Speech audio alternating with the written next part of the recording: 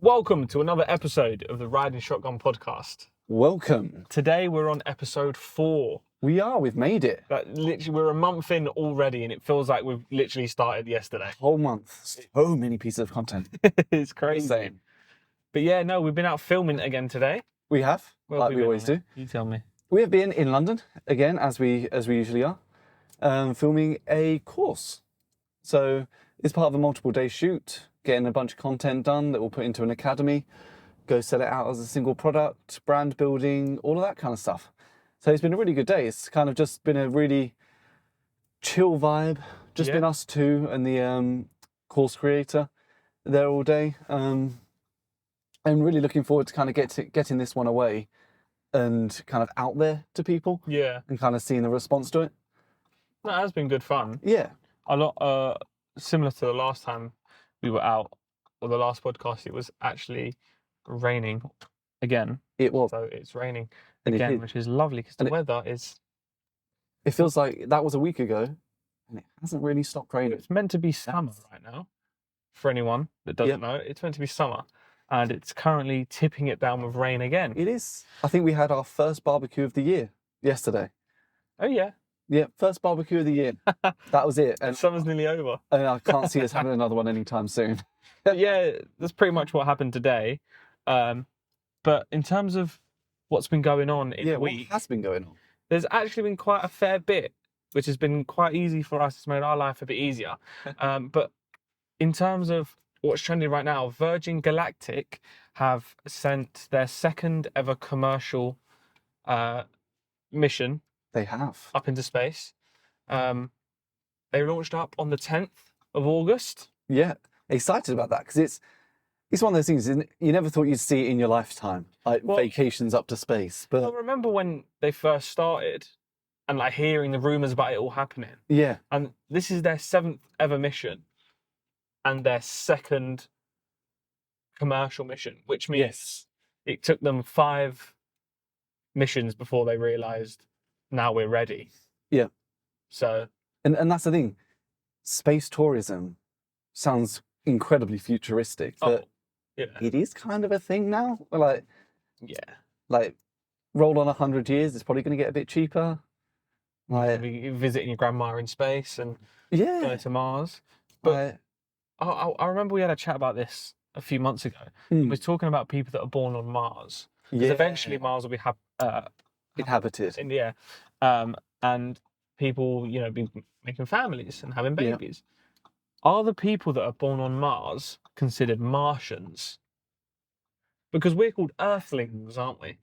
Yeah, we are Earthlings. So they would be Martians. See, I find a really interesting one. So obviously people go to Mars. Yeah. And then have kids on Mars. Yes. So the people that go to Mars obviously are born on Earth. Yeah. The kids of those people are born to 2 Earthlings who will be able to give their exact recount of what Earth was like. Yeah. But then their kids, they're going to have Martian parents. So at that point, what do they owe Earth?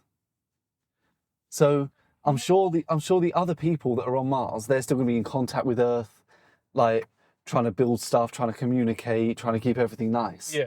But then suddenly you're going to have this generation of like, what do we owe you? Like, why are we dealing so much with you? We want our own stuff. Like, we want to start breaking away. That's going to be a really interesting dynamic. It's almost like countries, isn't it? Yeah. When countries were first formed, I guess. Yeah. And that's the reason we have wars. Oh, they're fighting for... There will be Independence Day. Earth versus Mars. It 100% has to happen. It has to happen. Because probably won't be around to see it, but it has to happen. No, but that's the thing. They're going to want, at some point, and probably rightfully so, their independence. Earthlings versus Martians one day. Yeah. Hopefully I'm around to see it. I don't know if I want to be around to see it. I don't know. It'll be interesting, but I think we're probably a good few hundred years away from that. But on the topic of big, powerful men doing powerful things, if you remember on episode 1, we spoke about Elon Musk and Mark Zukerburg talking about fighting. Yep. Well, the latest installation of that is it's now not happening. Apparently. What a shock. Mark Zuckerberg has come out saying, or he's tweeted, Yeah. funnily enough, on Elon Musk's platform, tweeted, Well, Say- don't you mean X'd? saying that, long story short, Elon Musk is a time waster. He's not taking it serious. So he's moving on with his life and the fight's off.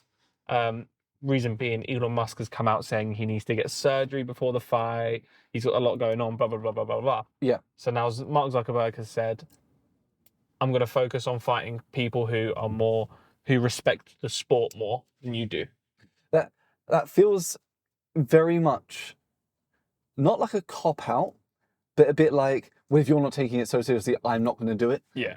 That like, it's not that he's backing up. He's saying like, well, if you're not doing it, I'm not doing it. Well, the way I see it is, in the tweet, he said he's going to go on to fighting somebody who respects the sport more, meaning he's still going to train. Well, So if you're still going to train, why call it off? Just keep doing your thing, and one day it will happen. if it rolls on 18 months, 2 years, then on for 18 you're- months, 2 years. You're training either way. Yeah. So you might as well just carry on with it. I think the interesting one is obviously the one that was it Brazilian jiu-jitsu or just jiu-jitsu competition. Like he can fight. Yeah. Um, That's probably why Elon Musk is shivering in his timbers right now. You know what I mean? yeah, shivering them timbers. But yeah, I think you brought up a good point about somebody who is trying to live forever or something. Yeah, You mentioned to me a few days ago about a guy called Brian Johnson. Brian Johnson. So what's what going a on with him? madman. So he came on my radar probably 6 months or so ago. Yeah, And I've listened to a few podcasts with him on and like seen his bits around. yeah, And essentially, he's a man who wants to live forever. He's doing everything within his power, okay. scientifically, mental wellness, bodily being. He said his aim is to hit 200 Years old. years old, Jeez. which at the moment he's 45, and I think he's doing a very good job, kind of pulling it all together. I think I sent you some stats. Yeah, well, I've got the which I stats up read. here.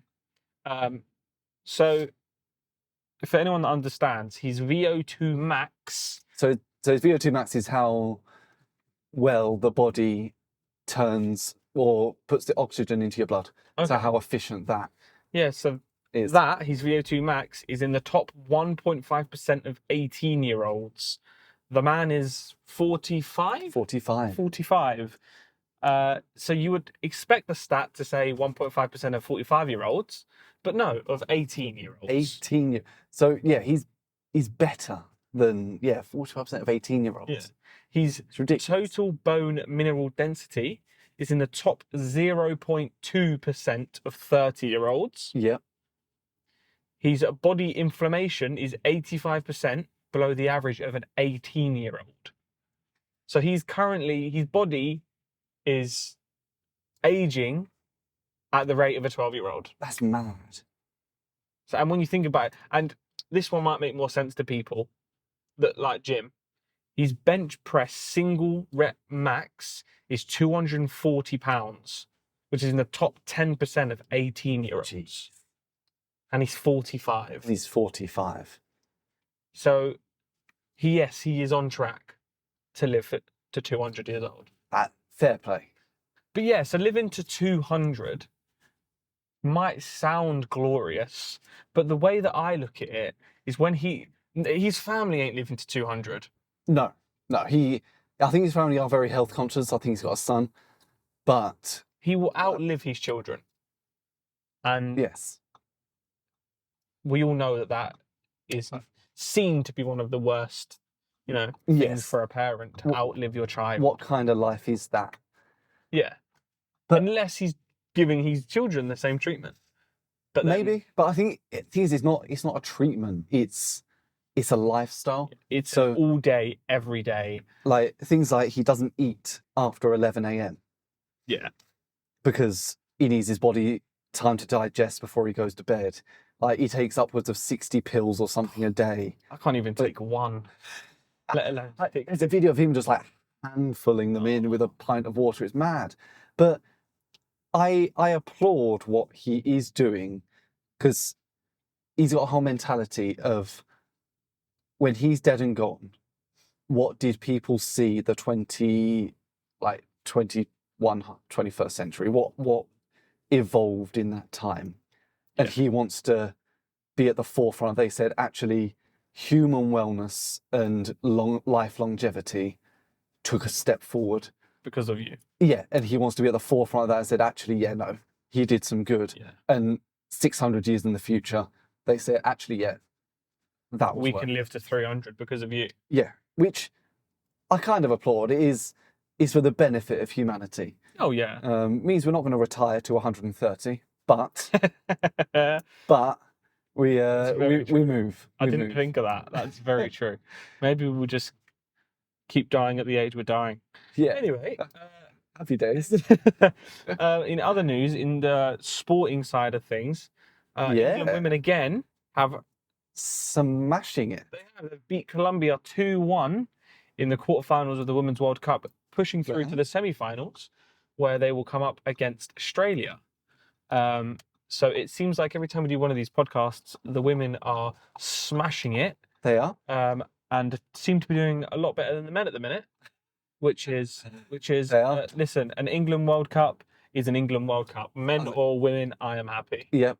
Just football on TV. Not that I watch it too much, but kind of happy days. But yeah, no, so congratulations to the girls. Yes. Maybe you'll see this, you never know. But congratulations to the girls. Anyway, moving on. Something crazy has... Ninos. Sorry, yeah, carry on. Yeah, moving on. So something crazy has actually happened in America earlier this week. Somebody has launched a cyber attack on the election bodies, putting details of more than 40 million voters at risk. And this, you might not think this affects you in any way, shape, or form, but it has the group of hackers that launched the cyber attack have access to everybody's name and address from 2014 to 2022, whoever voted in the elections.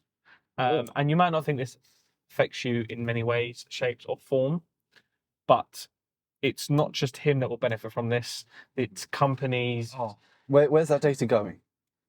I'm not exactly sure. No, that's I was like hypothetical. Where's that going to end up? Who's it going to be sold to? Yeah, that's what I mean. He will make millions and millions and millions selling your information online, and you don't know who to. Yeah. Which I think that's kind of the scary bit about like kind of cyber attacks and everything. So I don't mind, like, my address is, I'm sure, widely available. I'm sure as most people's are if you dig hard enough. But when attacks like that on the government happen, it's like, right, okay, what security? Yeah. What else can they do? Exactly. What can they get around? And yeah, there's been plenty of cyber attacks in the past and in history that are scary and affect the government and banks and but I think you can military, which is the worst one. Oh, because the information they get from that, like secret services, for example, and all their names get leaked. All of a sudden, they're no longer secret; they're just service. Scary stuff. Yeah, they're just the service. They're just the service. Sounds like the wait stuff. But yeah, you know what I mean. Like one or two, like you could be one man sitting in his mum's basement at home. Yeah. On his little laptop. Is all of a sudden leaking the government's information. And it's just like that. It just goes to show, no matter how much security you think you have, you're never really secure. No, but I think the thing is you've either got one of two options. Yeah. You put your head in the sand, you don't put anything online, you only deal in paper. Like you're living off the grid. Or it's boring. It's hard. You do all that, or you not succumb to the system, but you engage with it. Yeah. Like you kind of let it happen and believe that they do have, hopefully, your best interests at heart in terms of security, and they are trying to do the right thing. Yeah. Well, it's like you say, there's been many leaks in the past. Yeah. A big one to note is TikTok, when they basically were selling on your information, your name, number, email, phone, address. They were selling it all on, and that's why it was threatened to be banned in America Yeah. because of these think- problems. I think even down at a minimal level. So if any of you guys are running freelance agencies, small businesses, make sure that your security stuff is up to date. You're keeping data in the right place, because don't ignore the little pop-ups in the bottom right from your antivirus telling you you've got. Yeah, you should probably update this. You should probably update it. Don't ignore that. It's well worth the 30, 40, whatever quid a month. Yeah, and to it's be like secure. You talk about antivirus and you think of the first one that pops in my head is Apple. Their antivirus is insane. Yeah, Apple. It's extremely hard to hack an Apple. Yeah. It's like you think the simplest things of back in the day when you used to jailbreak your iPod. Oh. So you could get all the games for free and whatnot. Even that was a mission. Yeah, I did that once or twice. Yeah. With a few iPod touches. You had to be somewhat clued with technology. It's download programs. Yeah. Opened up developer mode. And like comparing that to the likes of Android in the same era. You could literally click on a link and download an app that did everything for free. You could do it all on your phone. Literally. Yeah. So yeah, I think if you've got an Apple, you haven't got really much to worry about. But obviously, still not be an idiot and click on the silly ads on the websites and don't be putting your password in stuff. Yeah, if you get an email telling you, that your Netflix password as expired. Don't just ignore it. Yeah. Or go on to Netflix and actually search Netflix put it yourself. in there. Don't click any links. Well, that was our PSA for the day. Yeah. Be safe out there. Yeah. But no, so that's pretty much what's been happening this week. Yeah, I said not a massively packed week, but things happen. They do. We're here to keep you updated. Yeah, and that's the good thing about it. Some weeks more will happen, more social media style stuff will happen, and some weeks we'll be talking about people going to space and living on Mars and hacking the government. Yeah. All at the same time. But like you say, that's what happens in the news and trends on social media. Yeah. But in terms of moving on, you wanted to talk about something. Yeah, so we like to deliver value, obviously, on this podcast in the last half, after the news.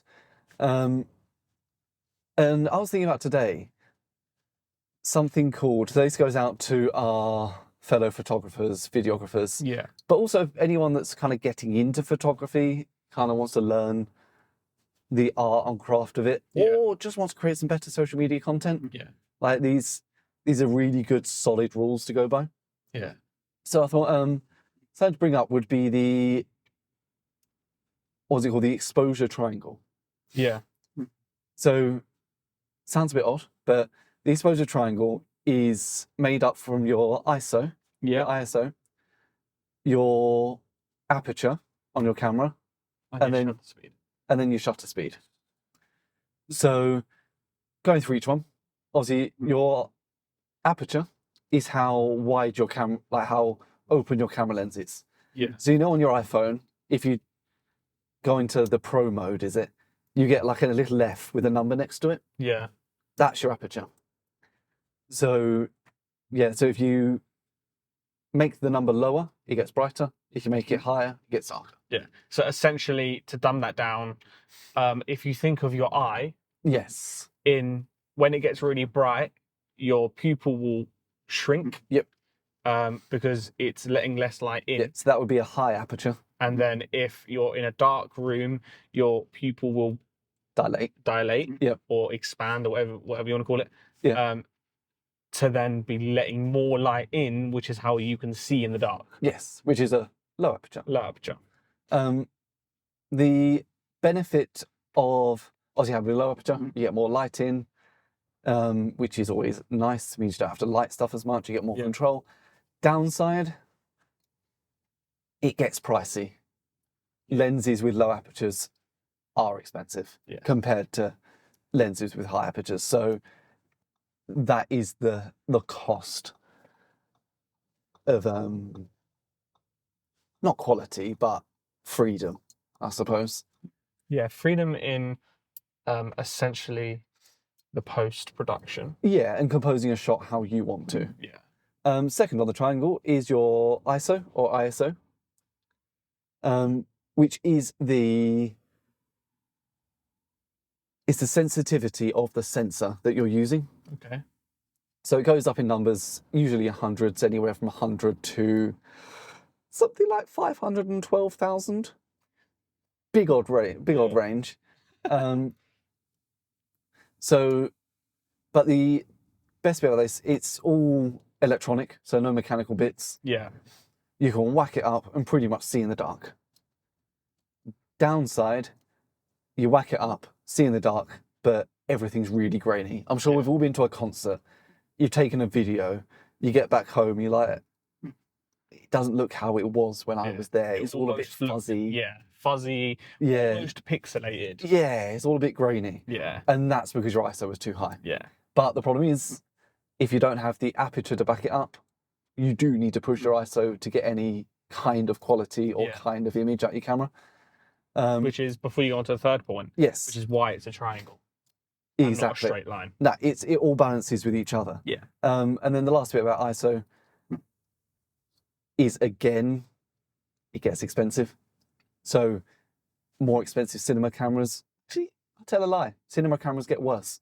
So like prosumer cameras, like the ones that we use, they have really good low light conditions. So they can shoot at about 12,000 to 12,800, I think it is, clean. Yeah. Whereas others might only be able to shoot at, say, 2,000 clean. Yeah. And like I say, cinema cameras, they shoot at what? 3,600, and that's it. But I think the reason for that is because every shot they're taking is in a controlled system. Controlled is what I was looking for. Yeah. It's in a controlled environment. Yes. So they can control the lighting 100%, which is why they don't need the higher end. Or not the higher end, but... Oh, sorry. Don't do that business, just while we're driving around, seeing my previous clients. But yeah, you know, it's like you say, if you can sit in a room and have 10 different lights all around you, yes, you don't really have to worry about this stuff. No. Whereas what we do a lot of run and gun events. Yes. We don't have control, so you need a camera that reflects the kind of stuff that you're shooting. Yeah. And finally, the third point of the triangle. Lastly, so this is kind of different for video and photography. So starting with photography is your shutter speed. So when you take a photo, the shutter goes, which is usually that noise that you hear that an iPhone makes if you've got the sound on. That beautiful sound. But that's so they did it for fake, but it comes from mechanical cameras. Yeah. Where the shutter opens and then closes to let light onto the sensor. To get more light in, you can open the shutter for a longer time. Okay. So say you take a photo of a building. It's not going anywhere. Yeah. Leave that shutter open as long as you want. Get as much light in. So I know like the James Webb telescope, to get like the deep field photos of space, to get as much light in. I think they left the shutter open for 2 days to get those images, to get as much light in, see those galaxies millions of light years away. Yeah. But obviously we can't do that, tiny cameras. But the downside of that is any movement is going to be blurred. Yeah. So the longer you leave your shutter open, the more blurry any movement's going to be. Yeah. Which is what motion blur.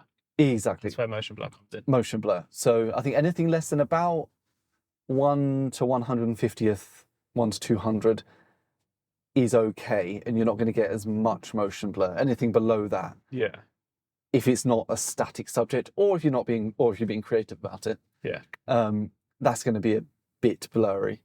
So I'd recommend, whilst you're starting out, keep the shutter speed slightly high. But again, when you boost the shutter speed, you're going to lose exposure.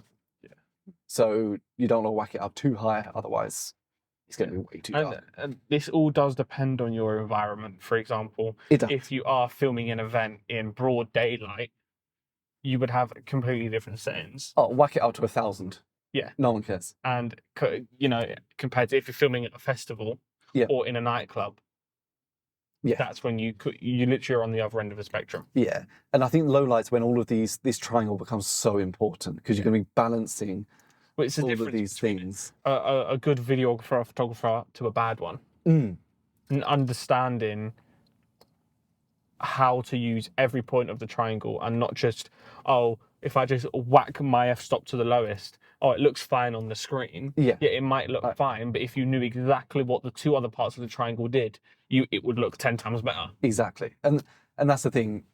Anybody can shoot in broad daylight, loads of light. Yeah. But yeah, the trickiness and the skill comes when you got to adapt, run and gun.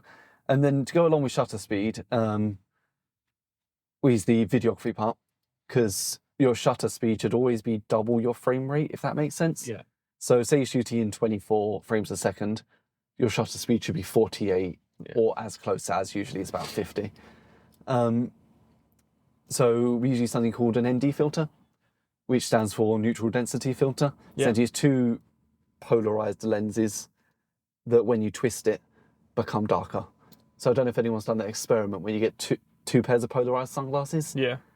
put them next to each other. If you twist them, this is an experiment for home, I do this. Put them overlapping each other and then twist them and they get darker and lighter. Yeah. And that's what videographers use to control the light, like you would with photography using shutter speed. Yeah. Without, like you say, without affecting. Yeah, without having to actually touch your shutter speed. Yeah. You shouldn't be touching your shutter speed with videography.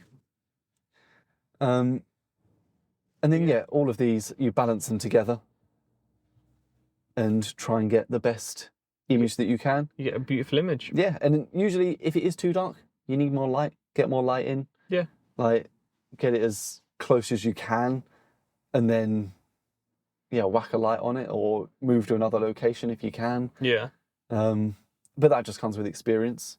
But all these tips, use them over social media, use them on shoots if you're doing shoots, use them with your kids. Don't expect to go to your next shoot and stress about all this. If every time you go, you get a little bit better, you'll know if you just have a conscious effort of the triangle, over time, over your next few shoots, you'll find yourself getting better, and you might think to yourself, oh, I don't actually need to upgrade cameras because the quality that I thought this camera couldn't do can now do, because I know what the settings actually mean and how they work.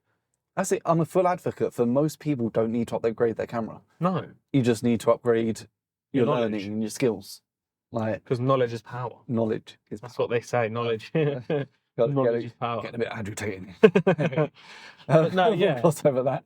But so take that away. Give it a go. Let us know how you get on. Yeah, but I think we're on towards the end of the episode now. So yeah, it's been good fun. If you learned anything, if you enjoyed anything, if you just learned anything, again, knowledge is power. Knowledge is power. But yeah, thank you guys so much for listening. Thank you very much. Episode 4. Look out for episode 5 next week, Thursday, 3 p.m. Every week. Every single week. But see you later. See you later, guys. Take care.